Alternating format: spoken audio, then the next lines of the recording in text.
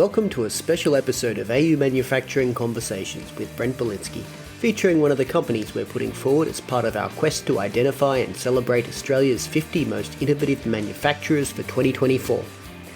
This campaign has been made possible through the generous support of MYOB, the original business management software developers, nothing beats the OG, as well as the CSIRO, the New South Wales Government's Advanced Manufacturing Research Facility, and the Commonwealth Bank. Matt Hill, thanks for having me here at your offices. Good to meet you, and welcome to AU Manufacturing Conversations. It's great to be here. So I'll ask you the standard opener, and that is, how did you get here and what do you make?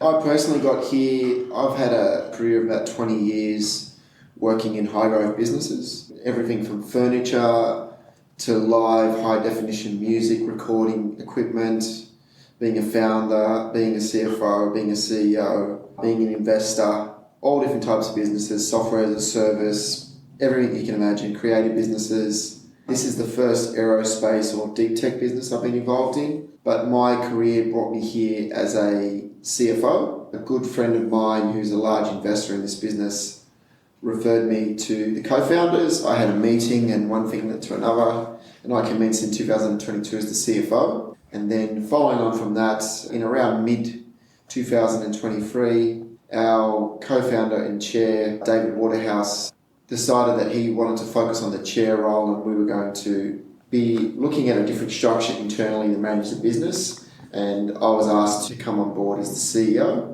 And I put my hand up and said yes. Been a great role, got a great team. And in terms of the business itself, we've been around for 4 years. At the moment, we're building hypersonic drones using scramjet technology, which is based on the Spartan scramjet. That's technology that was developed by Dr. Michael Smart, who's one of the co-founders of the business. And we've got an order from the Defence Innovation Unit in the US, or the DIU, and we'll be launching with Rocket Labs towards the end of this year, and that'll be our first launch with this iteration of the technology, and we're really excited about that. We've also recently got a partnership agreement with another company called Kratos in the US for similar technology, if not identical, but there might be slight changes. We're on a path to really use our knowledge and our expertise as hypersonic propulsion experts across various platforms within the aerospace industry, and the first key part of that is obviously the DIU.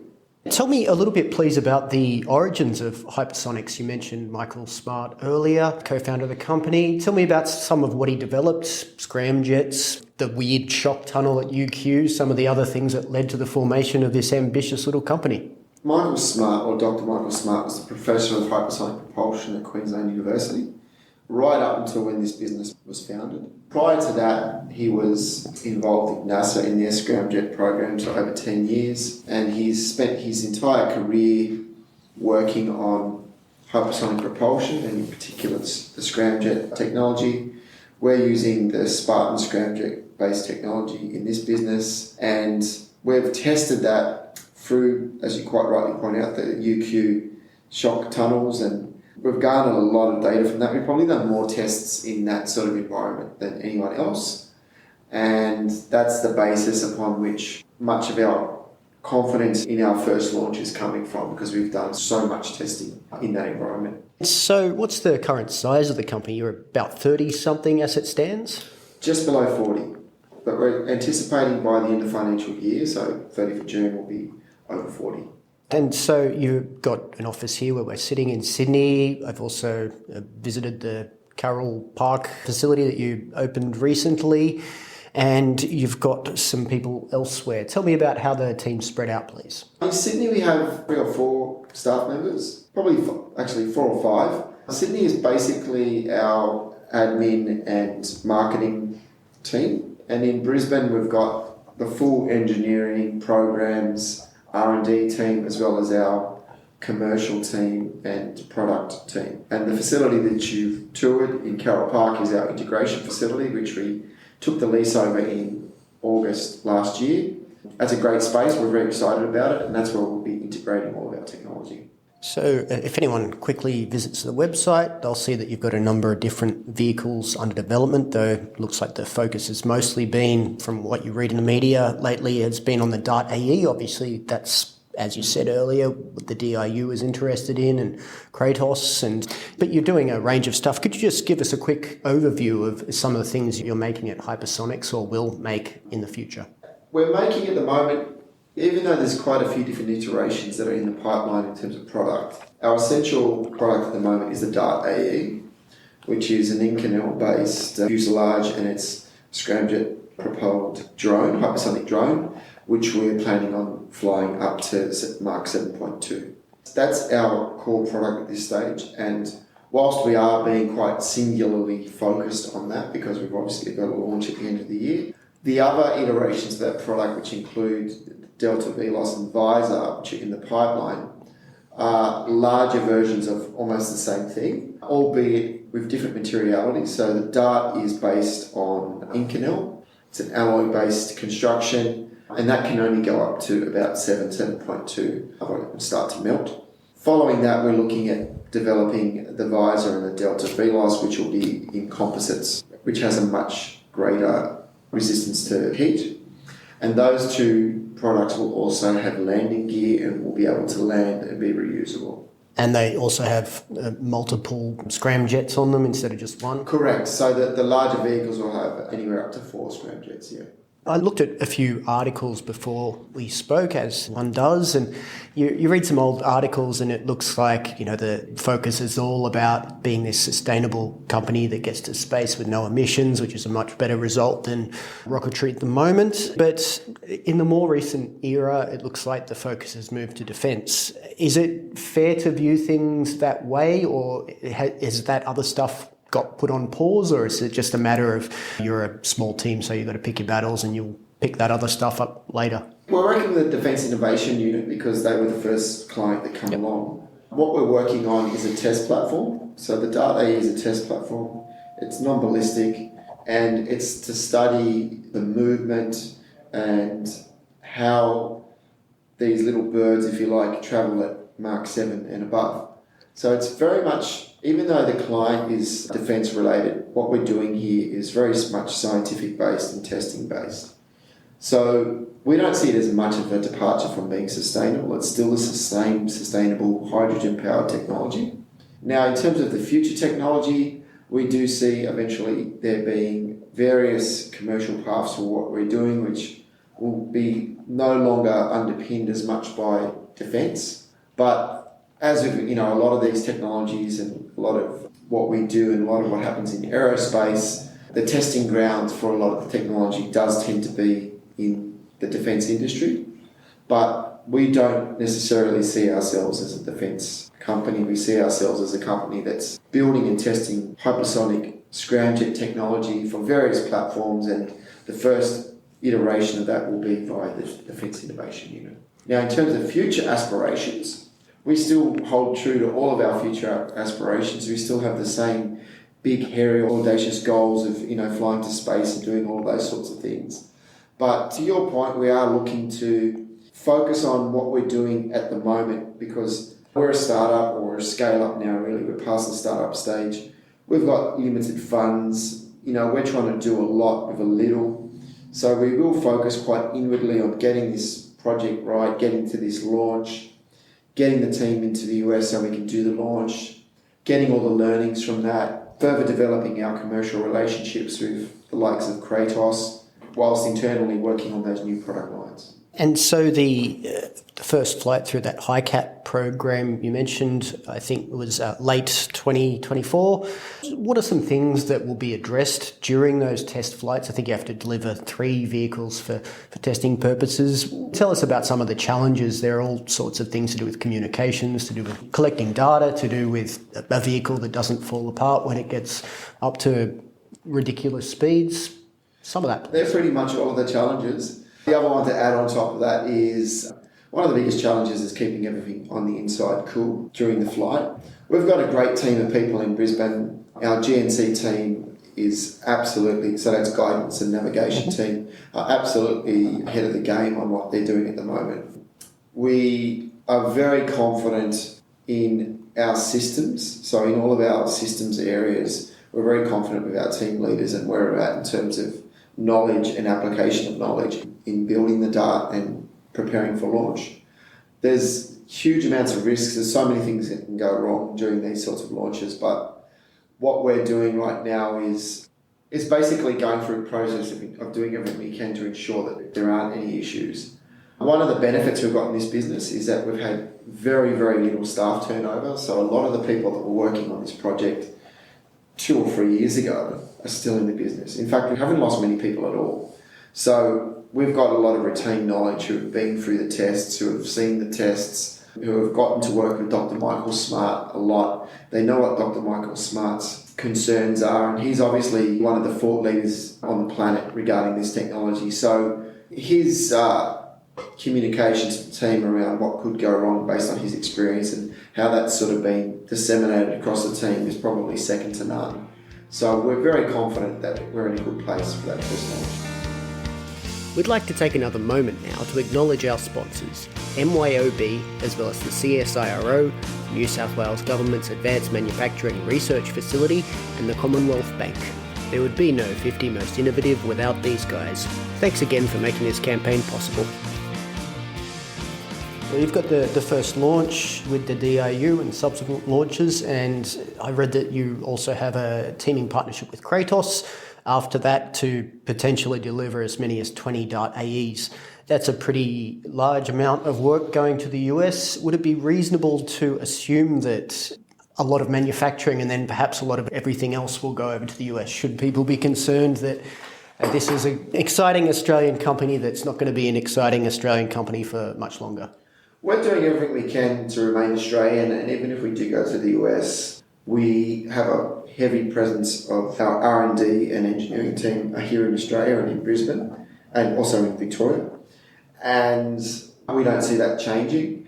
Will we eventually have manufacturing facilities in the US as well as in Australia? I would say that that's more likely than unlikely, but we do intend on becoming an Australian company. But when you're chasing investment and when you're in business, things can change very quickly. But at the moment, we're an Australian company. We want to remain an Australian company. All of our teams in Australia, I think we've got one employee in the US, but all of our teams in Australia in terms of the R&D and the engineering team. So we want to keep it that way. We hope so, but time is the thing that will tell. Mm-hmm. So we're talking because you're part of our Australia's 50 Most Innovative Manufacturers, and one thing we're doing through the series is asking everyone their personal definition of innovation. Could you give me yours, please? Innovation for me is creating new knowledge that continues to create efficiency or effectiveness in the area that you're applying it in. Yep. Yeah. So something that does more with less. Correct.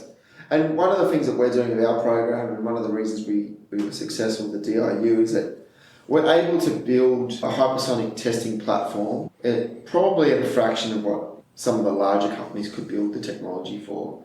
And that's through innovation, that's through bootstrapping, that's through all of the being in the trenches as a scale-up or a startup. You do more with less. Mm-hmm. But also what we're doing here is we're trying to create something that is reusable eventually, which in itself is an innovation because that's doing even more with less because you get to do it again.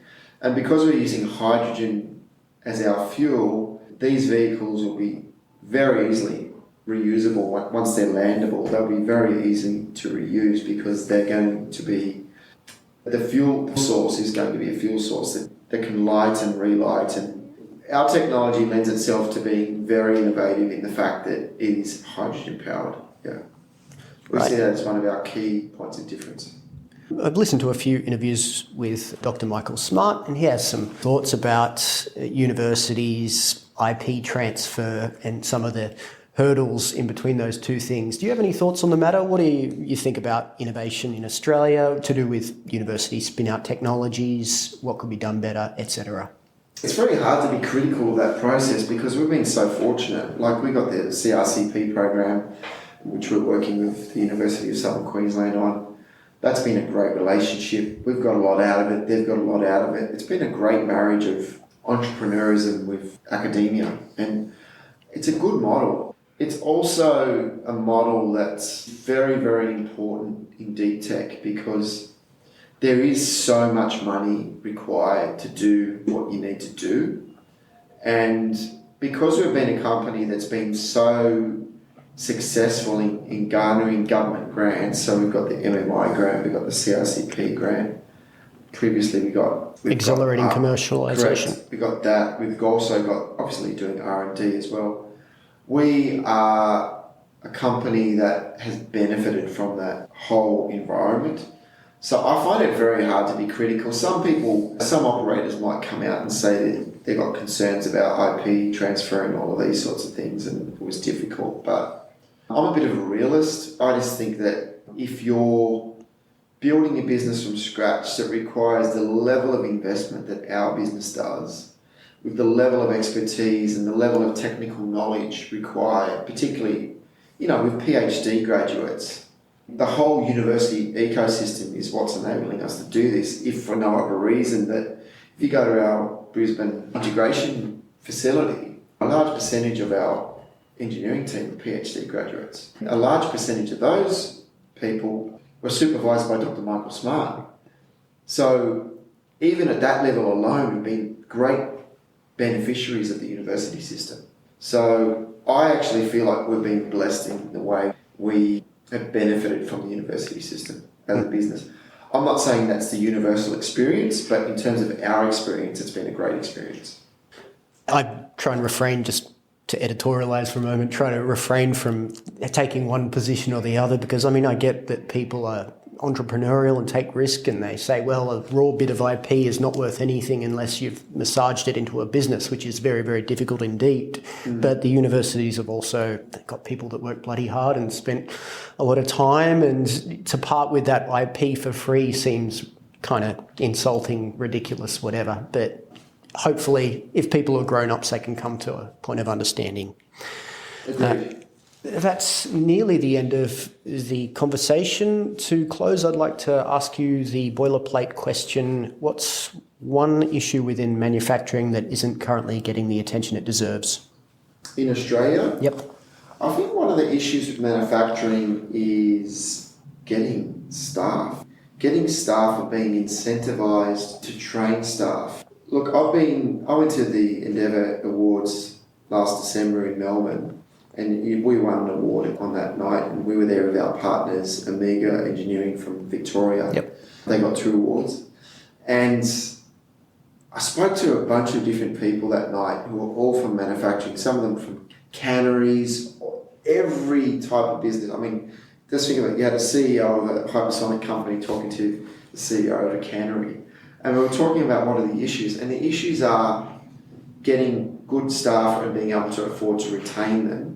The second issue is we're probably a country that's going to be further up the value chain if we're going to be successful in manufacturing. There'll probably be a lot of additive manufacturing or a lot of manufacturing using high-tech manufacturing facilities. If that's the hypothesis, and that's just a hypothesis, but that seems to be anecdotally the consensus I feel is commonplace in the market. We need to have a government that's prepared to invest in companies being able to train and maintain those teams. And manufacturing as a career path needs to become something that's encouraged and something that's looked upon highly, because it really is such an important bedrock of any country, is being able to make their own things. Yep. So if we're going to encourage businesses to become manufacturers and we're going to encourage more manufacturers, let's also encourage the school system to encourage young people to see that as a real career path and to see that as something to aspire towards as well. I think that's a critical aspect of it, because in talking to other businesses, a lot of people see manufacturing jobs as transient jobs, something that they do now until they do something else. It'd be great to be able to build a manufacturing industry where just working in that industry in itself was seen, and was also, from a remuneration perspective, what it could be for the people working in it. That would be important. And if we are going to be further up the value chain, And if we are going to be additive manufacturing experts, which is, I'm not saying it's the only assumption, but there is the hypothesis that we will be further up the value chain, then we are going to have to make sure that we look after the teams that are working in that environment. For sure. To respond to that and give a proper answer would take many, many minutes and would bore the audience to death. But I think basically manufacturing probably needs to do a better job winning the propaganda war and telling people in general that companies like yours and many others are doing stuff that's first to the world and that is very difficult to do and can be done here. And that's pretty exciting. And that's not said enough in my opinion. Anyway, that rambling aside, Matt, it's been delightful to have you on the program and I appreciate you giving your time. Fantastic. Thank you.